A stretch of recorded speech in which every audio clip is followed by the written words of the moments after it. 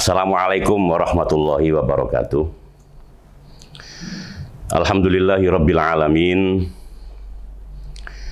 Wassalatu wassalamu ala asyrafil anbiya'i wal mursalin. Sayyidina Muhammadin wa ala alihi wa sahbihi ajmain. Rabbi syrah li sadri wa yassir li amri. Wahlul uqdatam min lisani yafqahu qauli, amma ba'du.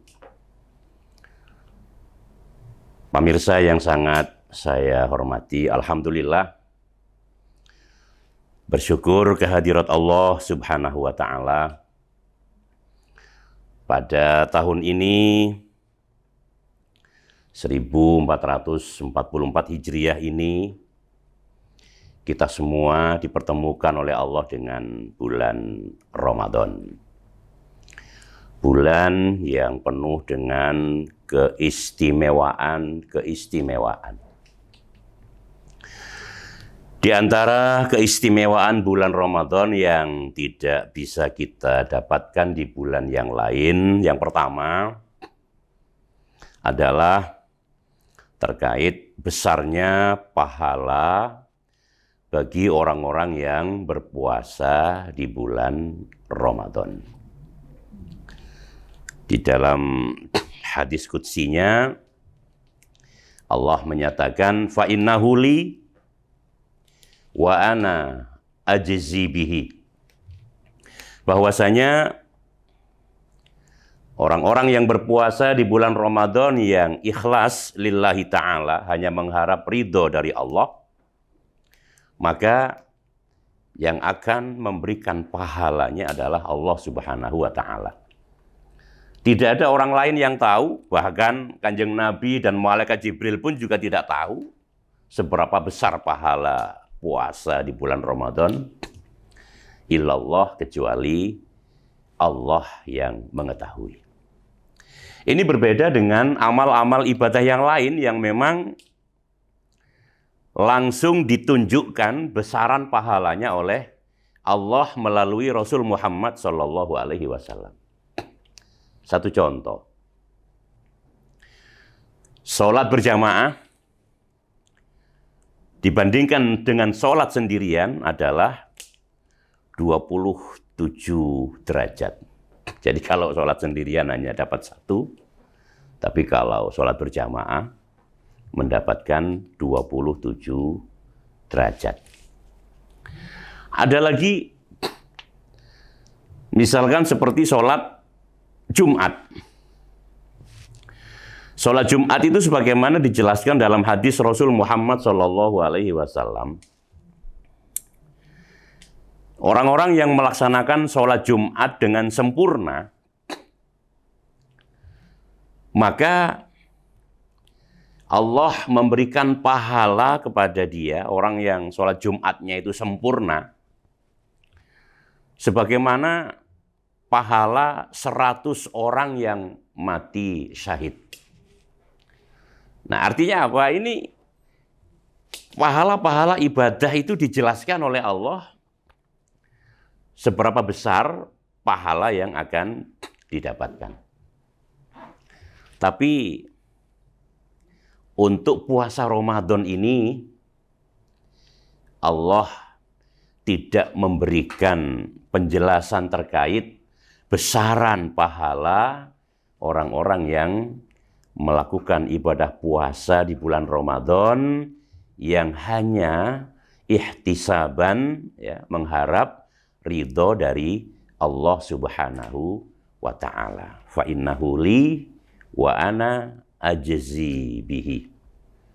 Jadi ketika kita melaksanakan puasa di bulan Ramadan yang hanya mengharap ridho dari Allah, maka Allah nanti akan membalas puasa kita. Besaran pahalanya karena tidak ada yang tahu illallah, kecuali Allah Subhanahu wa ta'ala. Nah, barangkali sepintas ingin saya jelaskan bahwasanya pahala sholat Jumat yang sempurna, maksudnya sholat Jumat yang sempurna itu adalah sholat Jumat yang dilakukan oleh seseorang ketika khutbah pertama dilaksanakan, khutbah kedua dilaksanakan, dia dengan khusyuk mendengarkan khutbah yang disampaikan. Tidak berbicara, tidak berbisik dengan makmum yang lain. Karena apa? Karena kalau berbicara atau berbisik dengan yang lain, maka faqad lagho, maka pahala Jumatannya sudah rusak. 100 orang yang mati syahid tadi itu sudah dihapus oleh Allah Subhanahu wa ta'ala. Nah, Jumat khutbah pertama dia khusyuk mendengarkan, khutbah kedua khusyuk mendengarkan. Pada akhirnya dia mengikuti sholat Jumat berjamaah. Ketika salam, disitulah Jumatannya dikatakan sempurna. Ketika sholat Jumat ini dilakukan dengan sempurna, maka tentu pahala yang akan kita terima adalah 100 orang yang mati syahid. 1 orang yang mati syahid saja sudah dibalas oleh Allah dengan surga. Langsung masuk surga bi ghairi hisab, tanpa dihisab. Apalagi ini 100 orang yang mati syahid. Masya Allah, ini luar biasa besarnya pahala sholat Jumat. Nah, ini diberitahukan oleh Allah kepada kita agar supaya kita lebih bersemangat lagi di dalam melaksanakan perintah-perintah Allah, utamanya sholat Jumat tadi. Nah, puasa lebih besar dari itu pahala yang dijanjikan oleh Allah Subhanahu wa ta'ala.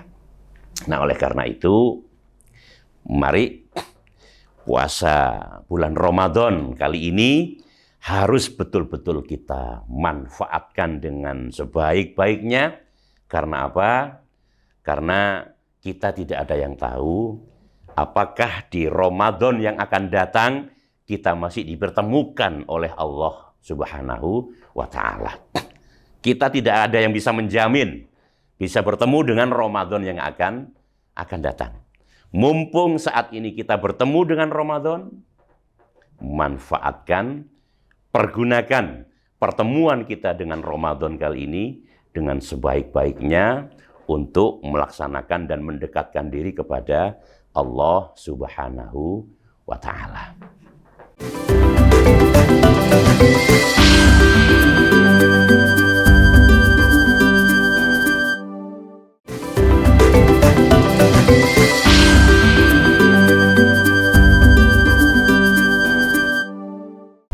Pemirsa rahimakumullah, keistimewaan Ramadan yang kedua adalah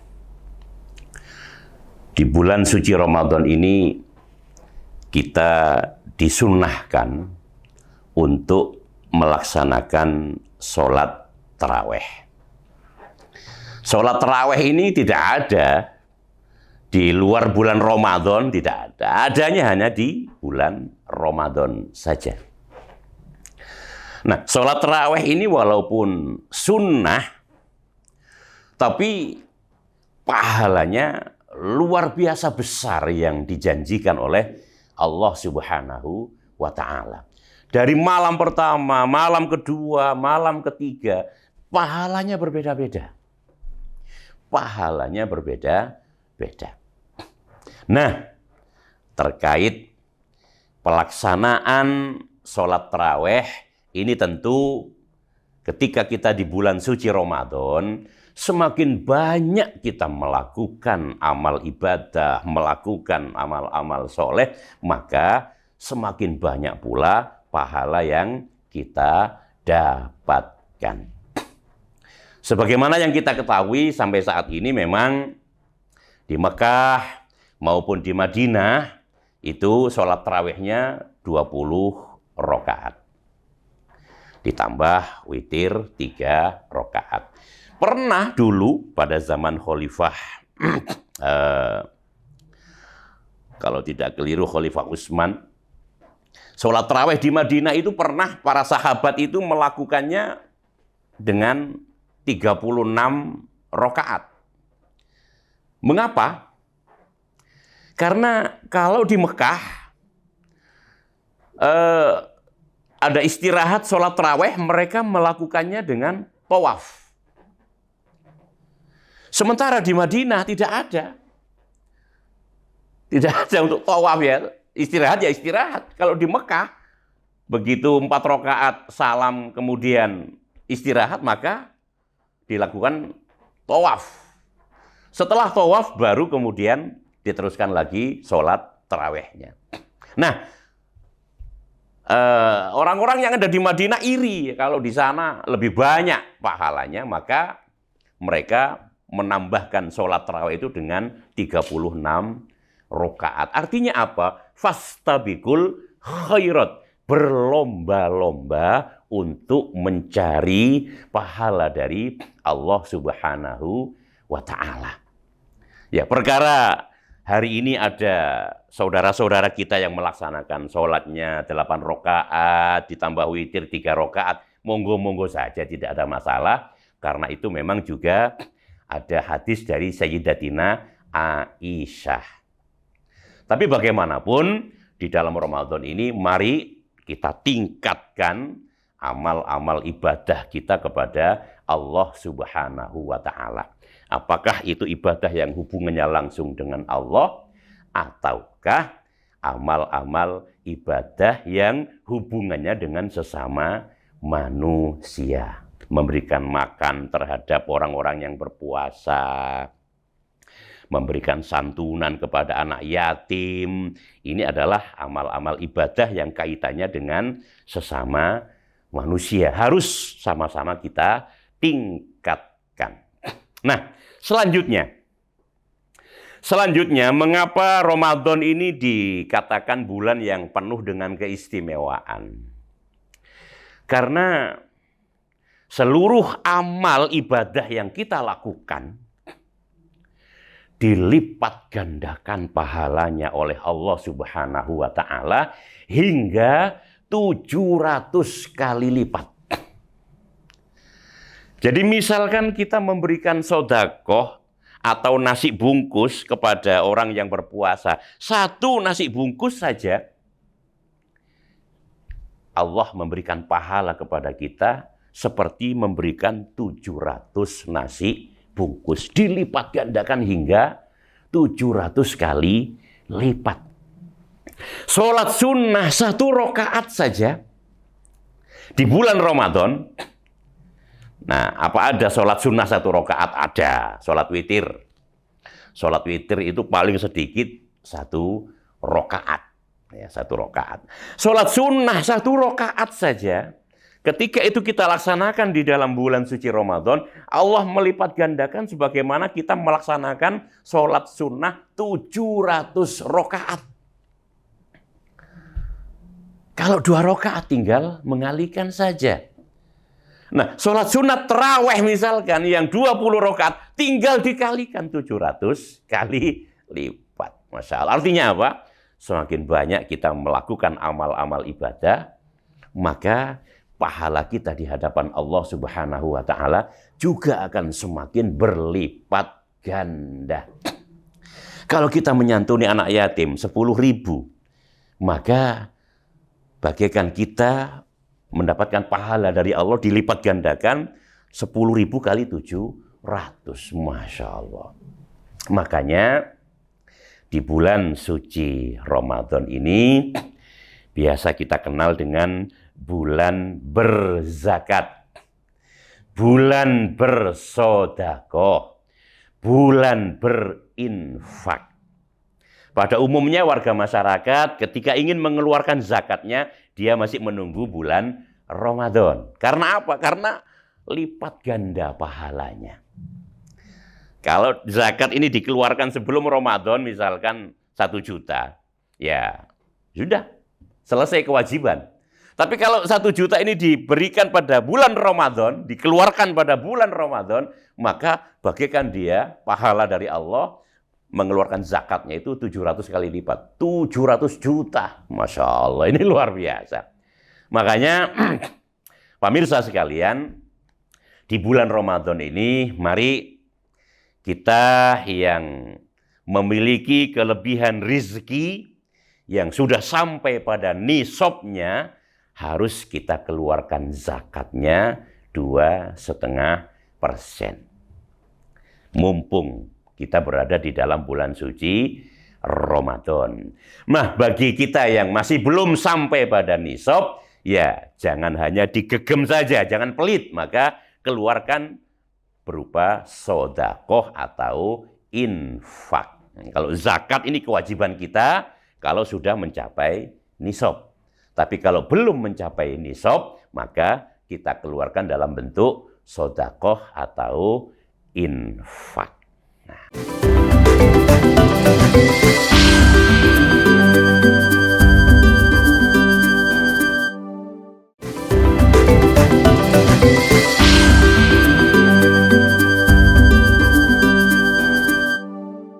Pemirsa Arek TV yang dirahmati Allah.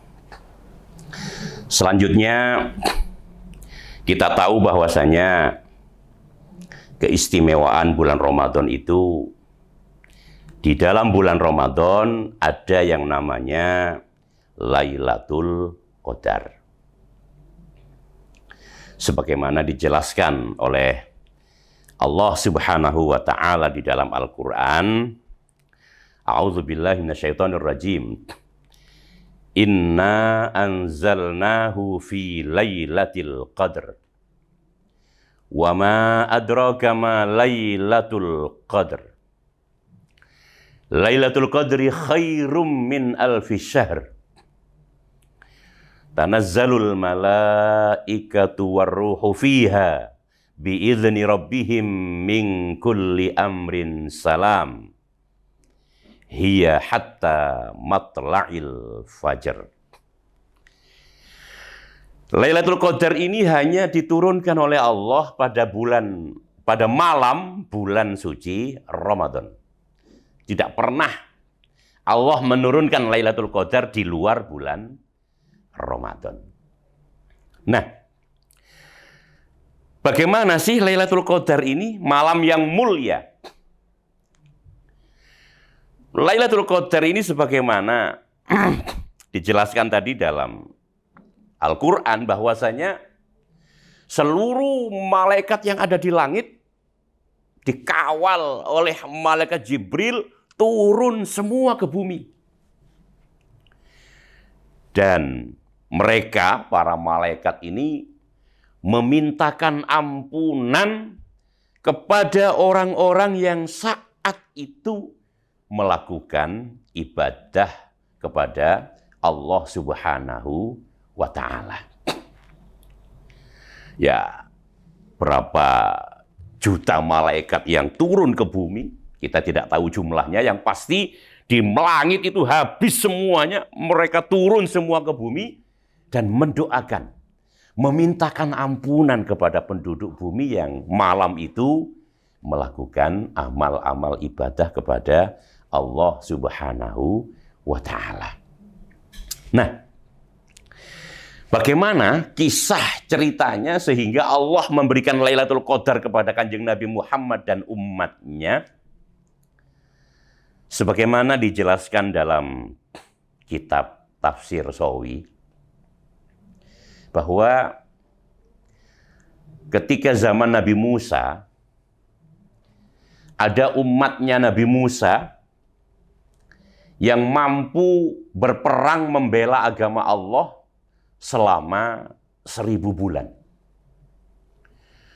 Pagi, siang, sore perang, malam istirahat. Pagi perang lagi, siang sampai sore, malam istirahat. Itu mereka lakukan selama 1000 bulan.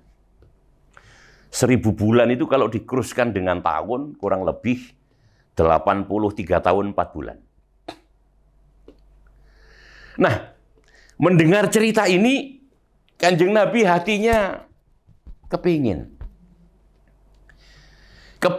ada umatnya yang mampu melakukan hal yang sama seperti yang dilakukan oleh umatnya Nabi Musa. Tapi lagi-lagi beliau sadar Kalau umatnya Nabi Musa ini umurnya panjang, orangnya juga kuat-kuat, gagah-gagah. Sehingga mampu berperang selama 1000 bulan. Kanjeng Nabi berpikir dalam hatinya, apa ada yang mampu ya umatku berperang seperti itu? Tapi di hati beliau punya keinginan yang kuat sekali, umatnya mampu melaksanakan sebagaimana yang telah dilaksanakan umatnya Nabi Musa. Akhirnya mentok sudah, waduh tidak mampu umatku ini. Tapi keinginan dalam hati amat sangat kuat. Akhirnya apa? Beliau berdoa kepada Allah, memohon. Ya Rabbi, ja'alta ummati aqsarul umami a'maro. Wa aqallaha a'mala. Wahai Allah, Engkau jadikan umatku umat yang pemalas. Umat yang umurnya pendek-pendek, umat yang pemalas. Tapi aku kepingin, wahai Allah, ada umatku yang mampu melakukan sebagaimana yang dilaksanakan umatnya Nabi Musa. Akhirnya, keinginan Kanjeng Nabi ini dijawab oleh Allah Subhanahu wa Ta'ala dengan mengutus malaikat Jibril menyampaikan ayat yang tadi saya baca dengan surat Al-Qadar tadi itu, inna anzalnahu fi lailatul qadar.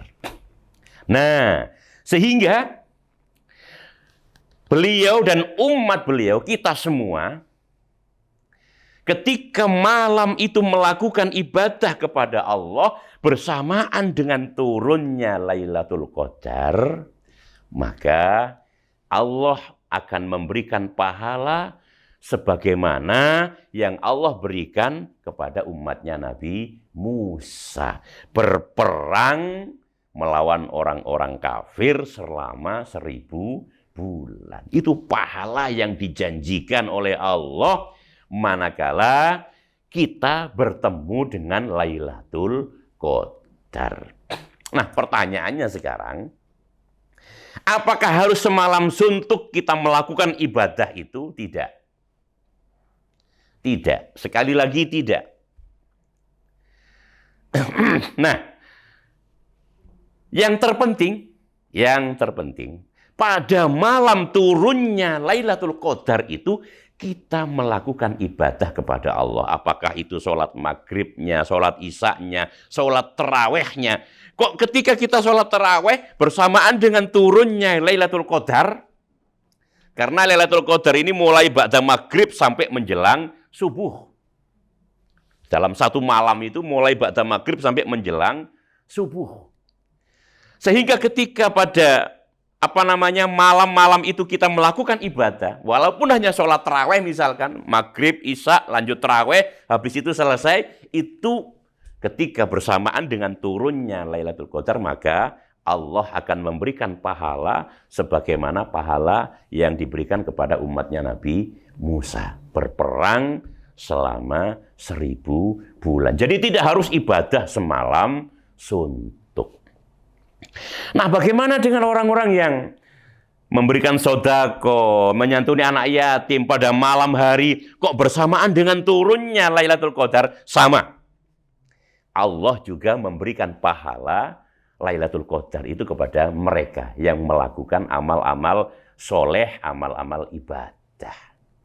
Nah, oleh karena itu, mari dalam bulan Ramadan kali ini, kita semaksimal mungkin berburu mencari Lailatul Qadar. Caranya bagaimana?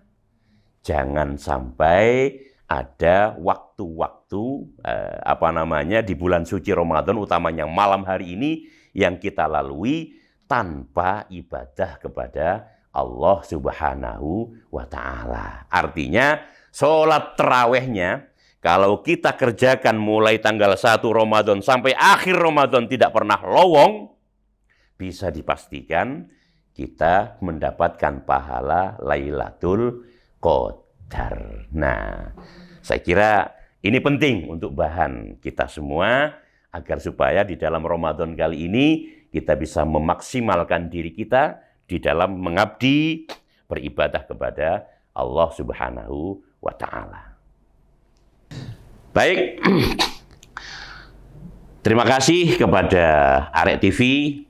Mudah-mudahan apa yang kami sampaikan menjadi ilmu yang bermanfaat untuk kita semua. Wallahul muwaffiq ila aqwamit thoriq. Wassalamualaikum warahmatullahi wabarakatuh.